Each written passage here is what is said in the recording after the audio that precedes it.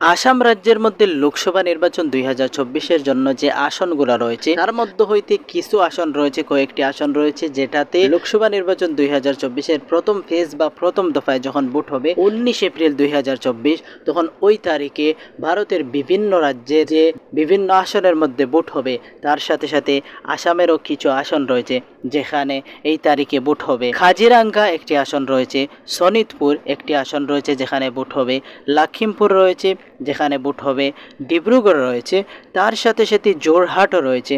এখানে 5টি আসন রয়েছে যেখানে প্রথম ফেজের এই 19 এপ্রিল 2024 যখন ভোট হবে তখন প্রথম দফার এই ভোটের সাথে সাথে দেশের সাথে সাথে আসামের এই 5টি আসনে ভোট হবে।